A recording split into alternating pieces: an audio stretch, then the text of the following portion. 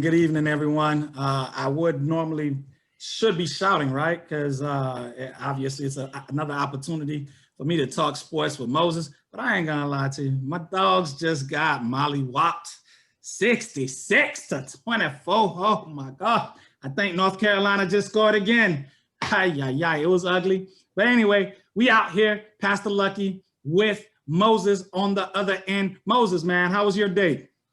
Day's wonderful. Had a good Sabbath. Now we're here talking sports. I feel sorry for you. I feel for you. I really do. I didn't tune into the game, but I'm like, yo, let me go ahead and check up on this score. And as soon as I saw the score, I'm like, ow. I was like, I know Pastor Luck is going through it right now. But other than that, man, everything's good. Everything's good. I'm glad you didn't tune in because they came to play, right? I thought we were going to be excited to play also, but unfortunately, it happens. It just wasn't our week. We weren't ready, and North Carolina definitely was, and they did their job, and they beat us. The question now that goes into the offseason, does it mean that this season wasn't a success? The Canes will finish at 8-2. We last year finished the season at 6-7. So clearly there's a 2-game improvement.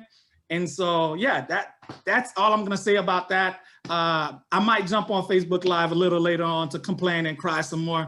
But for right now, let's jump into our weekly podcast at LM Sports Talk on YouTube. If you haven't, please do go out there, like, bing. No, it's not really up there. Subscribe, bing. It's not really down there, but hey, go out there, like, subscribe for us, please. You know, we're going to start the show off with a little game, right? I'm going to put Moses on the spot. Moses doesn't like to be on the spot, by the way, right? So this is going to be hilarious.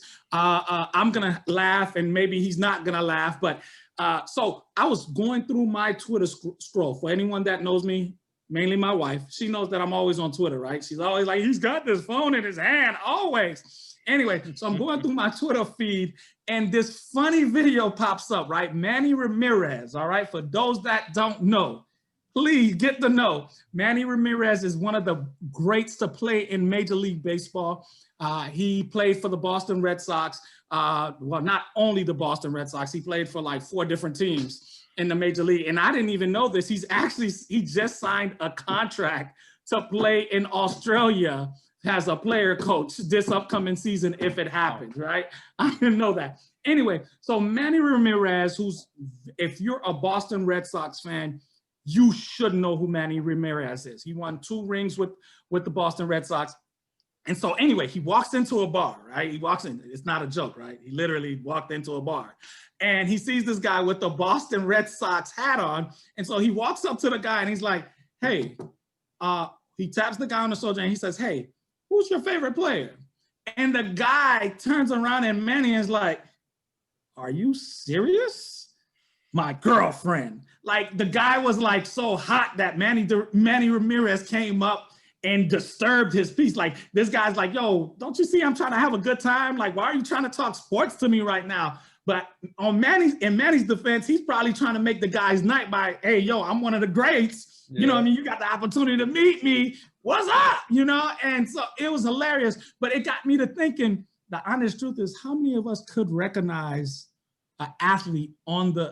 a regular athlete on the streets? Like they don't have their uniforms on. How many of us realistically would be like, oh, that's so-and-so? And first of all, Moses, have you ever met seen, or maybe you have met or seen any sports athletes in your lifetime? Thinking back, no, I have not. No, you have not. So if you were on the streets, do you think you'd be able to recognize most athletes? Most athletes, yes. Present day, and maybe some retired athletes, I probably would be able to, especially basketball and football. I'll probably be able to recognize them. Yeah. Okay, I believe so. Definitely football and basketball. You got it. Yeah. Okay. Yeah. I think I'm the same way. Definitely football. I actually took a Major League Baseball quiz 2 weeks ago, trying to identify baseball players, and I think I did terrible. So it happens. Anyway, so what I'm going to do is I'm going to go ahead and put Moses on the spot, right? And so Moses and I are currently sharing a screen, and if you're on YouTube, you can see it also with us. and Moses has to recognize. I want him to name that player. It's really simple. It's a game. If we had the game show music in the background, I'd be playing it right now for Moses to play. So let's begin right now. Who's the guy in the middle right there, Moses? You talking about the president? Yeah. Who's that? That's Mr. President right there. That's the El Jefe. That's the boss right there. That's my guy, right? Barack Obama. Yes, that's Barack. I'm reading Barack's book right now, and it's amazing. Moses, I'm gonna put you on the spot. This is not even the first slide, but this is supposed to just be my title. Do you know any of these guys on this? Do you recognize any of these players? Do you even know what team this is? First of all, it's the Gators. I know that. Okay, you got the clue. You see, I think I actually met that player not too long ago. I can't even remember his name. Forget it. I'm gonna put my stuff on the spot. Yeah. But You put yourself on the spot right now. I know. Do you recognize any of the guys? I see Tebow. There you go. For Okay. sure. Okay. I definitely see Tebow. Hey, I'm gonna be honest with you. That's good enough. You don't even gotta recognize the rest. You see Tebow, that's enough right there. He's the only one. I recognize a couple of others. I'm not gonna lie to you. My memory's terrible, but I recognize at least 3 or 4 of the players. I really do, but I just can't remember the names right now. I'm terrible. Yeah. Here we go. Tell me who this is, Moses. Oh, hold on. Let's see if my screen works. Okay, who's this? Oh, that's Wilson right there, Russell. Russell Wilson, right? What sport he Wilson. plays? Tell the people what sport he plays. He's a football player. He's a football player married to Sierra. Sierra, QB1 for the Seahawks. Let's do it. Man, let me tell you. Hey, you know, during the season, this man was putting up at one point, like the first couple of games, like he was putting up 30 points in fantasy, over 30 points, man. Yup. And of course, I didn't have him, but life goes on. Here we go. Who's this guy?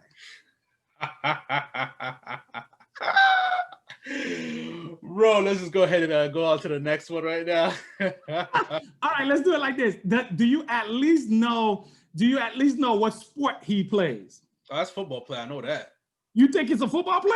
That's not a football player? Why do you think he's a football player? That man looks small, skinny. Hey, a defensive back could be that small and that skinny. Good call. A wide receiver could also be that small and skinny. Yeah. You know what I mean? A wide receiver for the Jets could be that small and that skinny. No. Next. No. All right, this is Jameis Crowder. All right, that's Crowder. You had him on your fantasy team. I do have him on fantasy team. Yeah. Yes. So I believe he at one point he was leading the Jets in receiving yards, TDs. He was having a decent season. All right, and if you had him on your fantasy, he was doing really good. But okay, that's Jameis Crowder. How about this guy? Oh, that's Aaron. That's Judge. Aaron Judge. Hey, you know, Judge. If you didn't get this right with the New York Yankees hat on, the New York Yankees in the back, people were gonna climb and come. They were gonna come looking for you. Yes, this is Aaron Judge, of the New York Yankees. That boy can hit bombs. Let's go. Here we go. This is a good one. Markelle Fultz. Oh my gosh! You know this guy's hey, keep it real. I think Moses is a basketball fan, huge basketball fan. So you can clearly tell that he's a basketball. So Markelle Fultz obviously was a #1 overall pick for the Philadelphia Sixers. Had some major injuries. He now plays for the Orlando Magic. I was reading an article about this young man. We're going to talk a little bit of basketball at the end of the show. They believe this guy might have a good season, right? They think he had a good season during COVID, but they think he's going to take it up to the next notch. So watch out for this young man. Watch out. Here we go. What about this grainy picture? It's not that great. Bro, that's grainy. Okay, let's do it like this. Can you tell me at least what sport he plays? Nah, who's that? No, okay. This is the #1 ranked player in the world, Dustin Johnson, a golfer. His that's his wife, and that's Wayne Gretzky's daughter. That's Oh, okay. Paula, whatever her name is. That's his wife. Yes, baller. Here we go. Dustin Johnson. Here we go. I think we got 2 more, and then we on to talking sports. Here you go. Moses, you better know this. You better What are you know talking this about? guy. Who is that guy? Is that Joshua Anthony? Huh? Is that who that is? Come on, guy. He just had a match today, right? So Moses is another big boxing match, right? And so this is your boy Anthony Joshua, straight out of Britain, the undisputed champion of the world. Yeah, and he did when he knocked. Who was he fighting today? I don't even remember, but he got it. He won. Anthony Joshua. Here we go. Good job right there. All right. What about this guy? Oh, that's one of our main topics today, Mr. Cam Newton. Let's do that. Mr. Cam Newton himself. What you think about his outfit right there?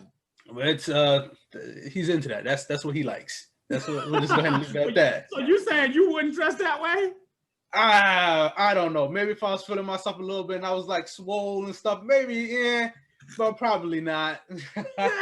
Yes. Here we go. Listen, we're gonna talk about Cam Newton right now. Let's just get straight into it. He was the last pitcher. So obviously them boys played this past Thursday. All right. And who did they play on Thursday again? Oh, they played the Rams, dude. They played the Rams. All right. And the final score was 24-3, right? The problem that we have, though, the problem that we gotta discuss is what's up with Cam Newton. I'm in my hooligans chat, and everyone's talking about how Cam Newton is washed, he's done for. So let me begin this way. Moses, is Cam Newton done? Bro, the way that he's been playing the past couple of weeks, I know they've had like a little win streak going, but it was really Cam Newton was basically the manager of the game. They weren't trusting him to throw the ball downfield. He has his Edelman is out, so he doesn't really have any weapons. But the weapons that he does have, they're serviceable. They get it done, but they don't trust him throwing the ball downfield. So it's basically a heavy run offense. Right. The first couple of weeks, Cam Newton was the truth. Everybody's like saying, "Oh, everybody mistake. They go Belichick again, getting a very good player that nobody wants. He's probably going to play like his MVP year again."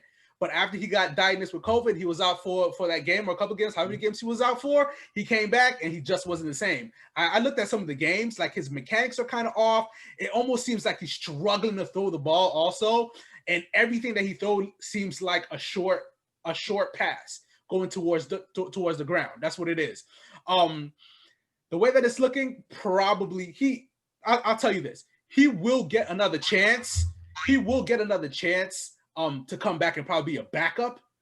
And it has to be his pride now that tells him like, okay, I'll go ahead and do that, be a backup, grow the Bridgewater or the Jameis Winston route and just wait for his opportunity. But if he expects himself to go to another team, because I don't think he's going to be back with the Patriots. If he expects himself to go to another team and be the start day one, I don't see that happening. I really don't see that happening. It's interesting you said something that it looks like they don't even trust him to throw the ball.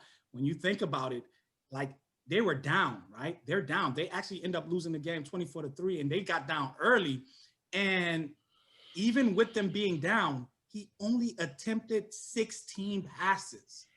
16 passes. So how can you clearly can tell that they don't trust him? And I don't know if it's the mechanics like you're saying. I don't know if he just doesn't grasp the offense, but something's clearly off where they only trust him to run. And the honest truth is when you can put 8 guys in the box and stop them from running, at some point you got to throw the ball. And maybe it's just that he doesn't have good enough receivers on the outside or a decent skill position players. But it's terrible. You know what I mean? Even rushing the ball, like he rushed the ball seven times for 16 yards. That's nothing, right? And so at some point, you're a quarterback. You've got to be able to sit back in the pocket, find the open receiver, and hit the open receiver. And unfortunately, right now, he's just not doing that. So you say that he does. You think he gets the chance, but do you believe that he'll be a starter in this league after the season? You never know. You never know. You can't tell right now. Everybody can say, no, he's not. He goes to a team. You said this season? Next season. Next season, probably not, unless he goes to a team. He's the backup and they get an injury. The starting quarterback gets an injury. Yeah, I'm thinking more about the year after that. If he goes next year, say like like what happened to Drew Brees last year and this year, for Bridgewater. Say if the quarterback that he's the backup for goes down, right? And he goes down, and he comes out and has excellent games, like crazy numbers. He puts up crazy numbers for like 3-4 weeks straight. They're gonna forget about how he played this year. They're gonna say, "Oh yeah, the Belichick offense or not Patriots offense is very complicated and it's hard to grasp. There was no offseason, and that's the reason why he didn't play so good, and that's why he didn't have a grasp of the offense." Right? They'll say that. They'll make excuses, or not even much excuses, but they'll find ways to say that, to write that's this season off, and they'll be like, "All right, yeah, we'll go ahead and give him like a 1-year prove-it deal or a 2-year." 1-year guarantee, the next year an option, give you one of those type deals to go ahead and be a starter the following year. I think so.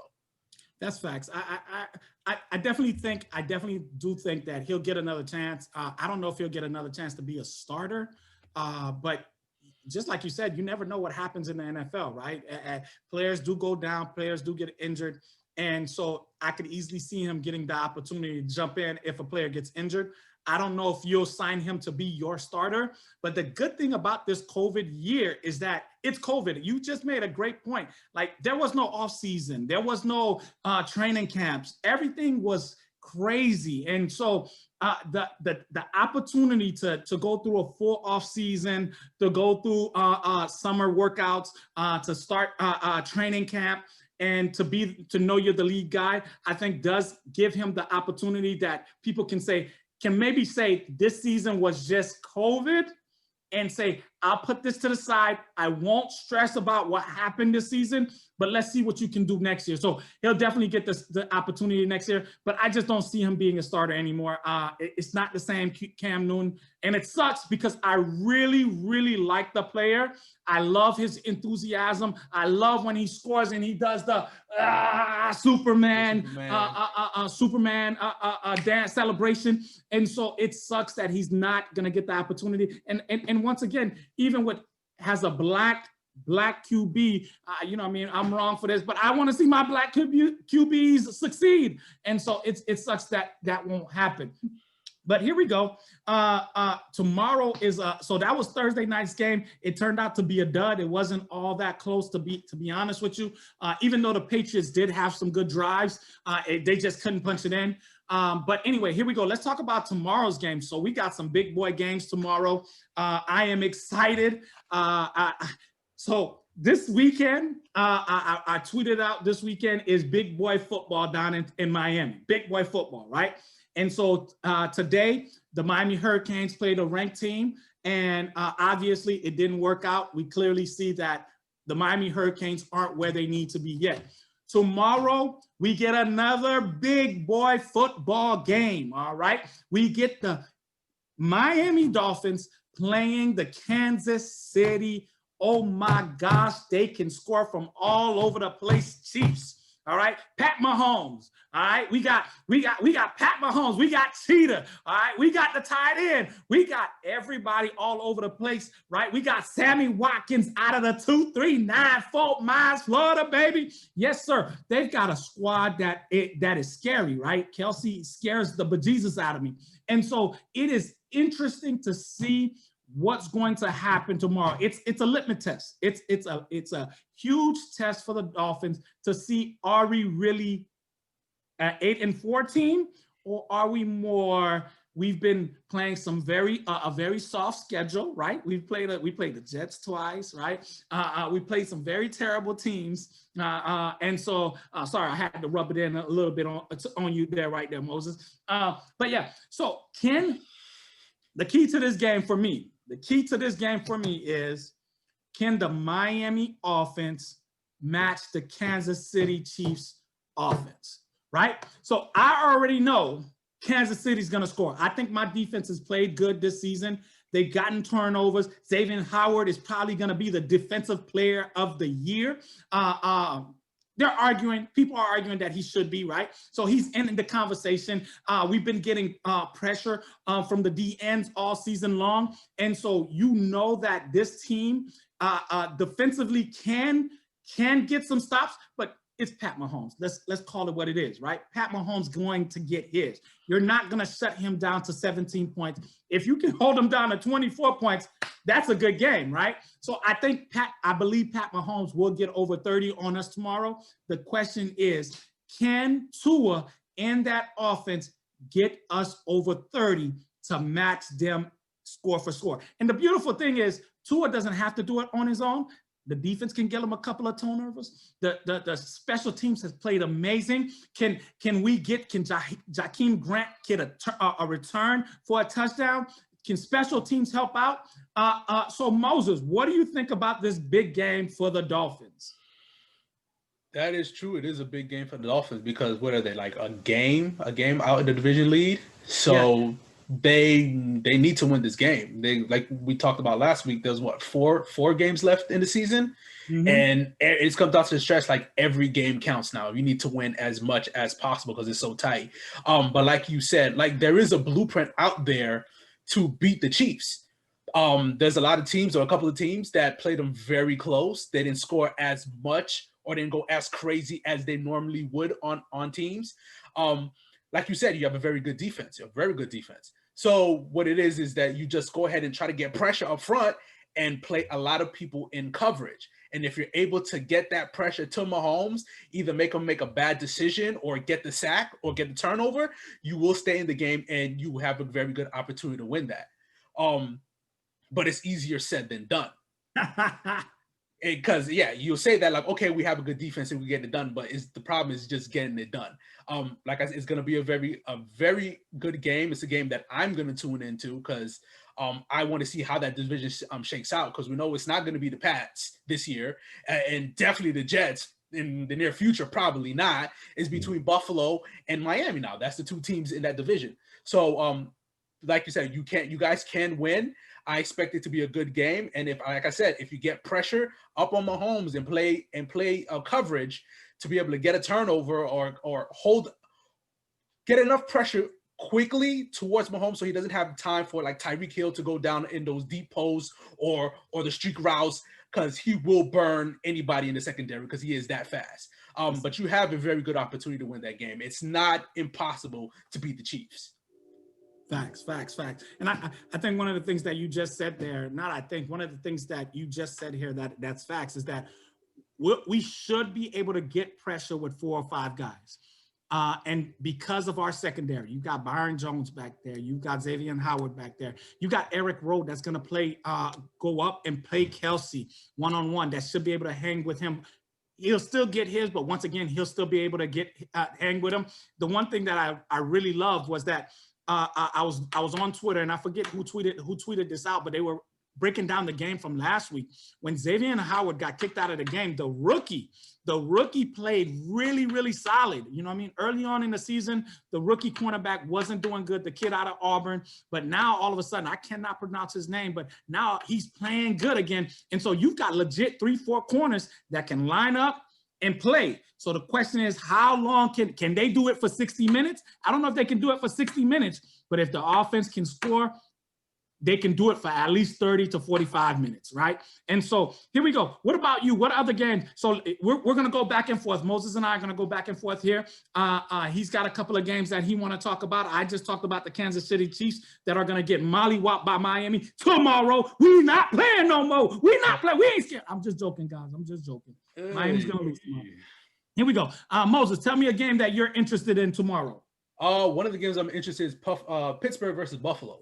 Okay. I'm very now the game that we're just talking about. You need Pittsburgh to get this win. Yes. You need Pittsburgh to get this win. But the thing about Pittsburgh, they're not looking like their record indicates. 11-1. Like they had a lot of very close games or games they should have lost during the season, especially the Ravens game, the first Ravens game.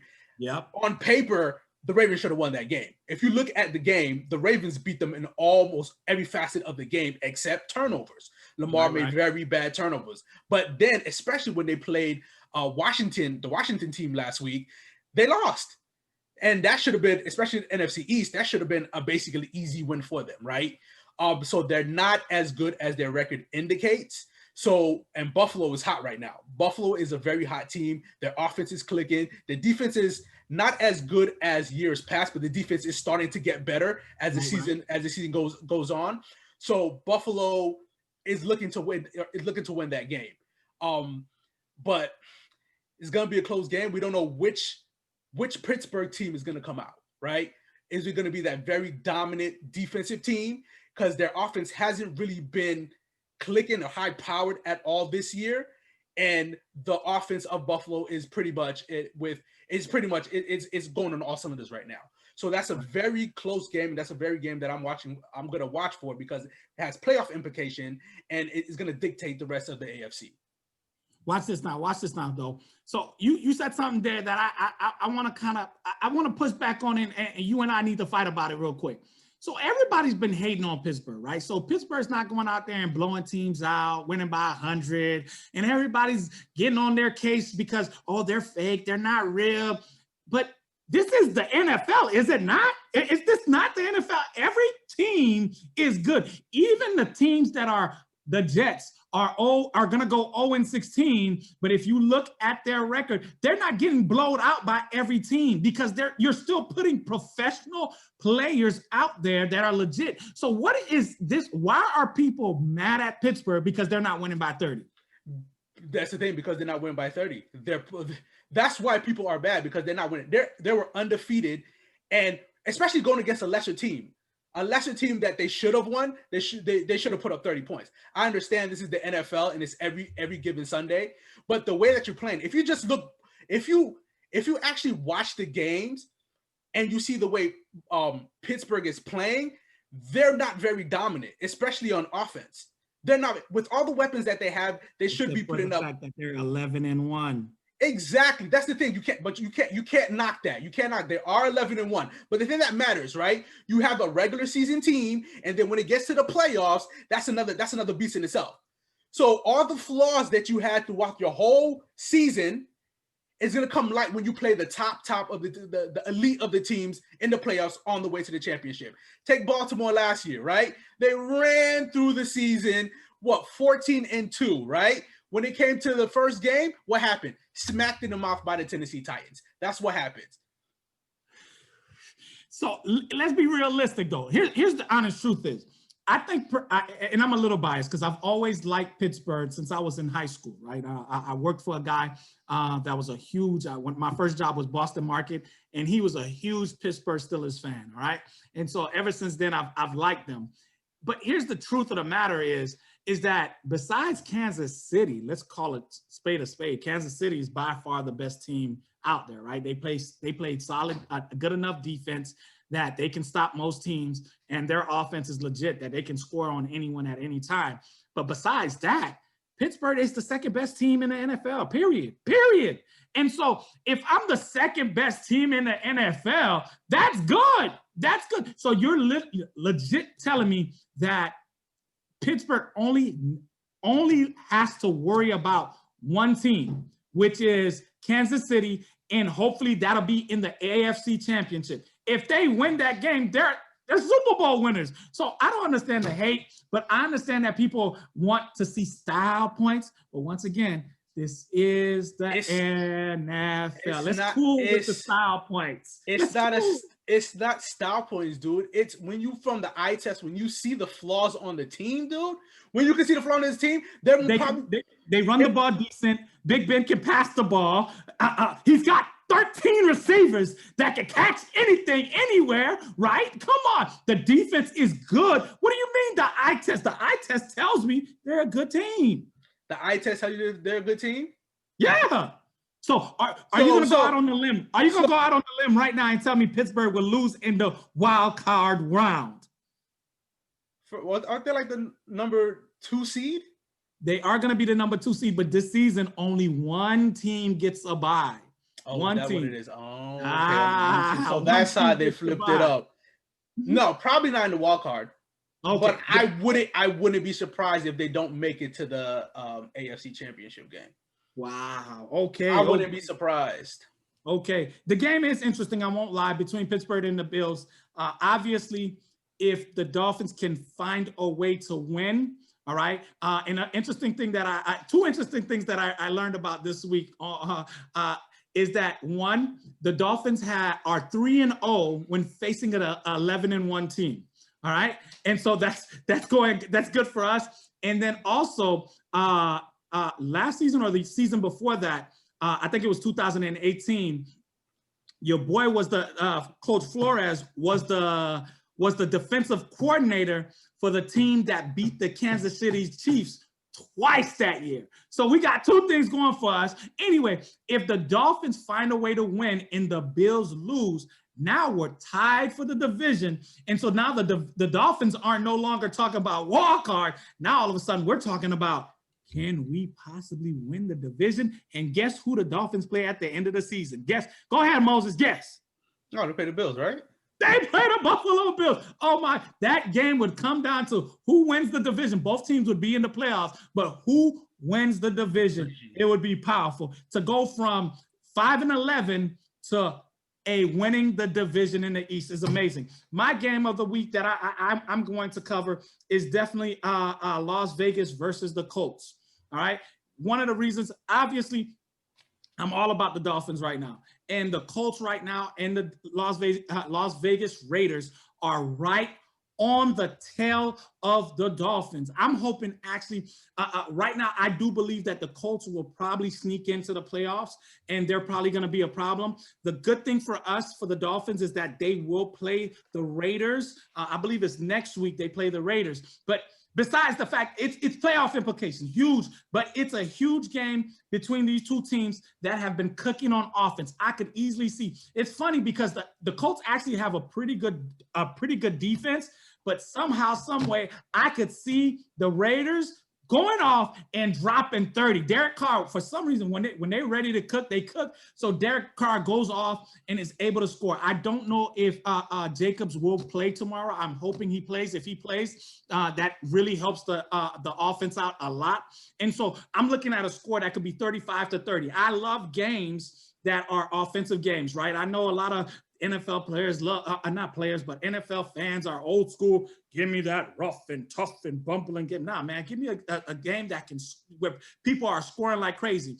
T.Y. Hilton, in the beginning of the season, everybody was trying to find a garbage can to put T.Y. Hilton in, right? And the last 2-3 games, he's finally started to open up and break out. Phillip Rivers is finding him. Phillip Rivers isn't throwing the 50 million interceptions.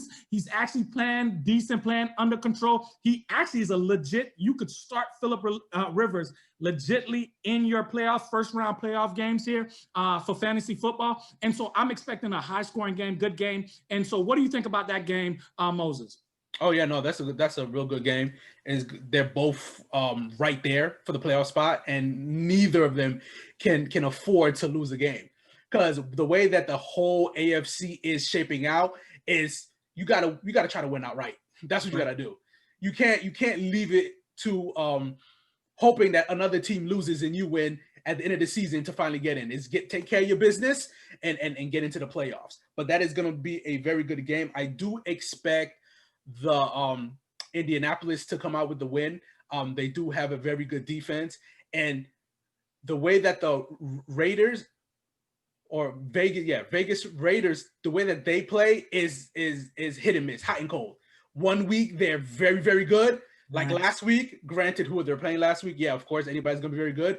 And then other weeks that they should win the game, they're cold. They can't score anything. So you can't trust who they are right now. But as far as the Colts, it seems like the Colts are getting hot at the right time, and they're full steam ahead. So I think they should go ahead and win that game.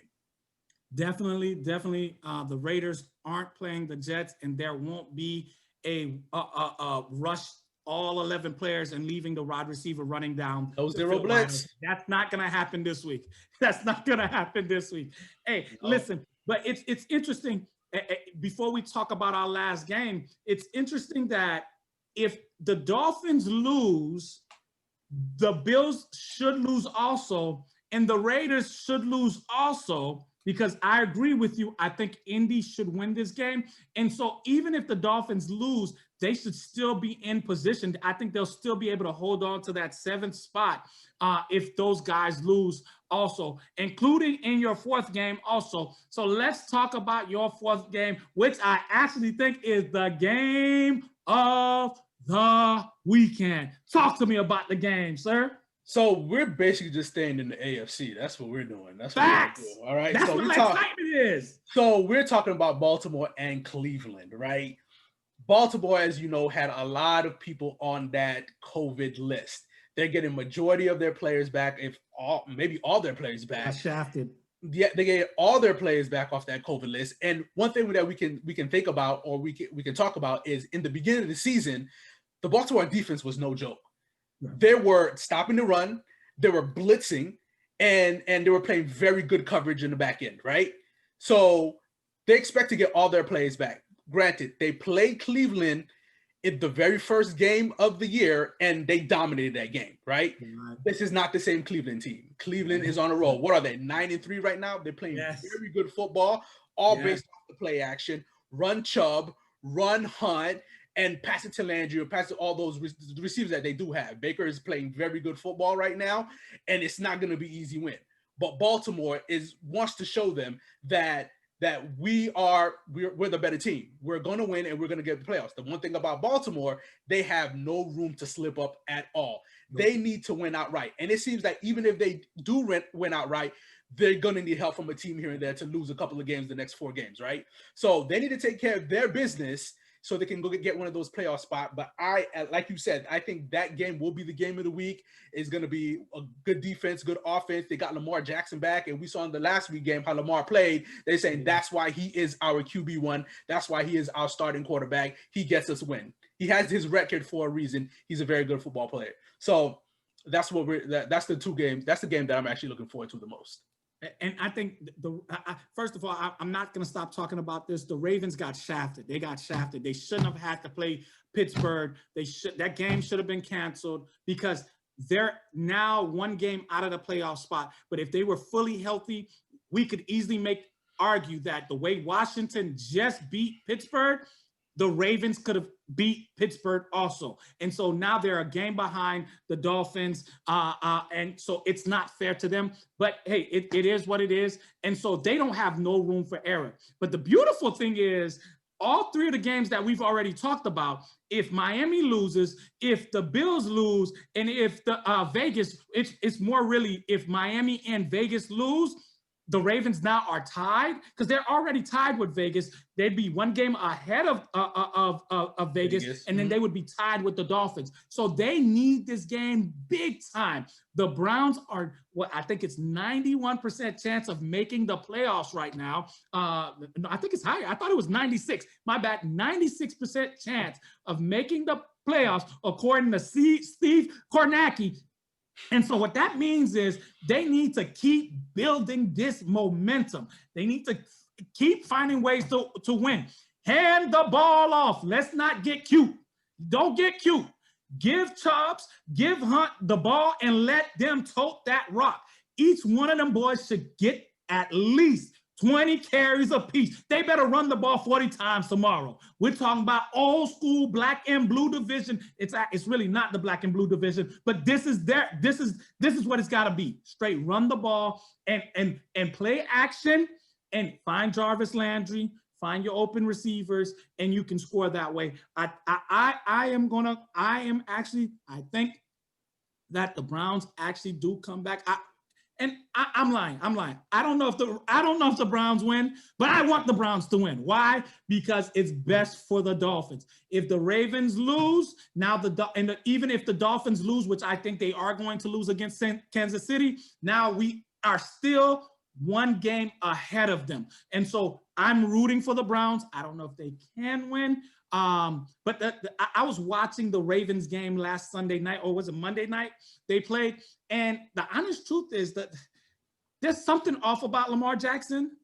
He's not hitting his receivers like he normally, like the passes were terrible.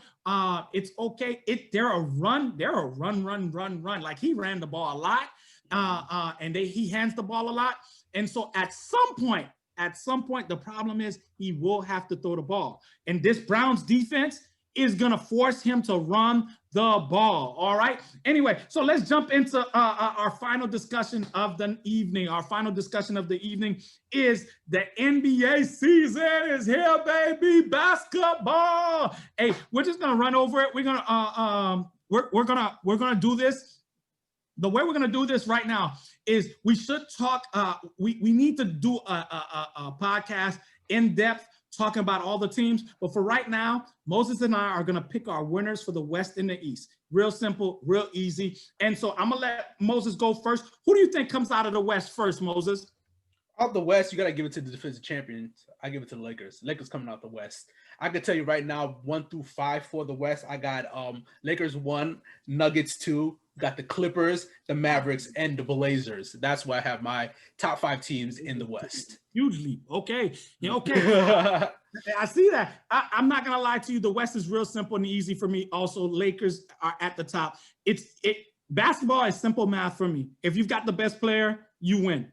They've got the best player. LeBron James, in his 50th year in the league, is still the best player in the world. And that's facts. I don't care. I don't want to argue with you. It's that simple. I don't like LeBron for jumping from team to team, but guess what? He's still the best player. So the Lakers. What about the East? In the East, I got the Bucks. Bucks number 1. Woo-hoo! The Bucks are number 1. They got a good defense, right? They got good defense. They got Giannis. They have Giannis back, and they got better. They got a true point guard now, and they added a shooter too. So I think the Bucks is number 1. For my 1 through 5, I got the Bucks, Celtics. I got the 76ers. I got the Heat, and then I got the Nets. There we go. That's what he put the Heat all the way down at the 4th spot. I'm not gonna lie to you. I am a homer, and I am going with the Miami Heat. The problem that people tend to forget is that bam, bam, bam, bam, bam. Bam is a legit, bona fide two-way player. He can do it on the offensive side. And what makes Miami a great team is the fact that he can do it on the defensive side. He can take your best player, in this case, is the Greek Freak, and shut him down. And so it's funny when you talk to real Miami Heat fans, and I'm not even a real Miami Heat fan, right? When you talk to real Miami Heat fans, going into the bubble, they knew that Miami could go out and win the East, and even thought that they could beat LeBron and the Lakers. Obviously, injuries happened in the finals, and that caused them not to be able to finish through. But watch this now. I think the Heat are back and will be back in the Eastern Conference Finals. Here's the interesting thing, though. We heard on Twitter, right? Last 3 minutes, we'll argue about this.